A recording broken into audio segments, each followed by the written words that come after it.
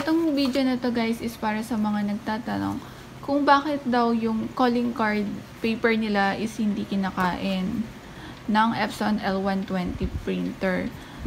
So, yung calling card nila is 220 GSM to 250 GSM.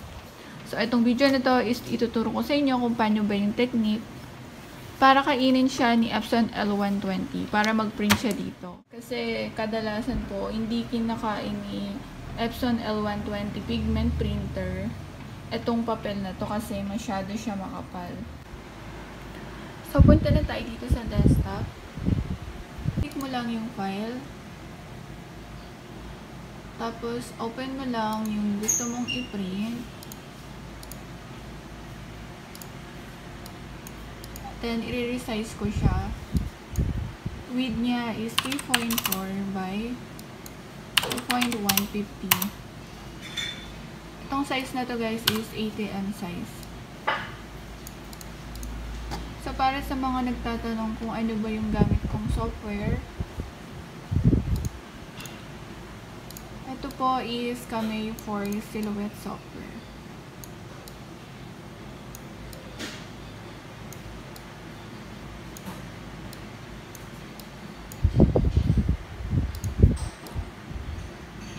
So, kung makikita nyo guys, binaba ko siya dito banda. Kasi dito tayo nagtutupi ng papel. Para yung design niya, hindi malagyan ng ink or makalata ng ink.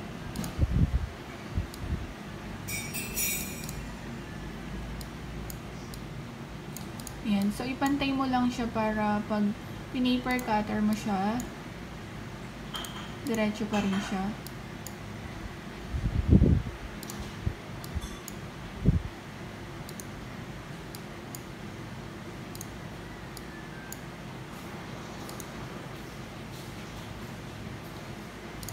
Ayan, so ready na siya for print.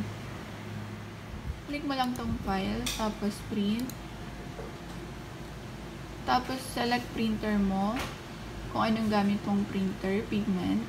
Tapos preference, paper type is Epson matte, quality high. Document size is A4 size. So, okay mo lang siya. Then print.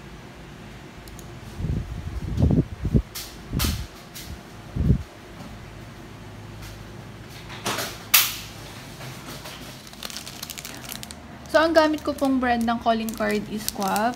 Tapos, A4 size siya, 220 GSM. So, kukuha lang tayo ng isa.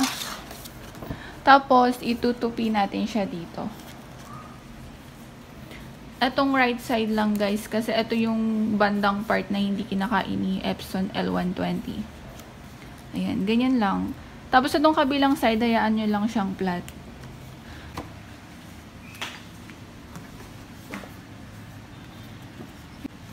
So, yan. Insert na natin siya dito sa Epson L120 pigment printer. Tapos, pag print mo siya, alalayin mo lang siya dito para kainin siya ni pigment.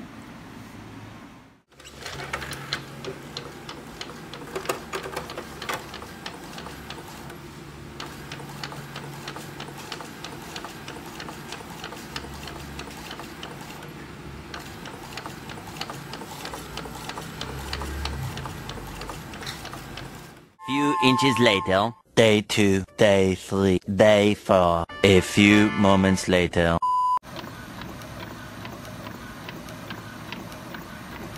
So, itong design ko, binaba ko siya dito konti kasi para in case na malagyan siya ng ink dito, kasi nga tinupi natin siya dito, hindi siya aabutin. Kaya yun yung purpose nun. Kailangan iba mo onto yung design mo.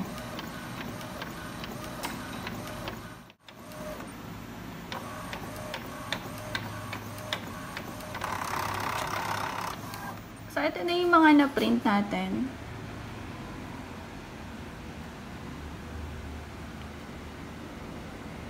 Ima-manual cut na natin siya sa paper cutter.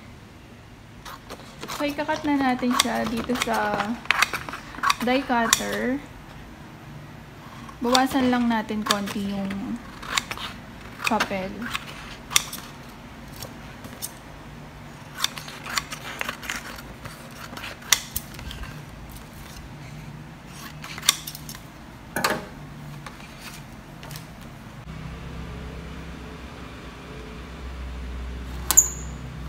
the print shop.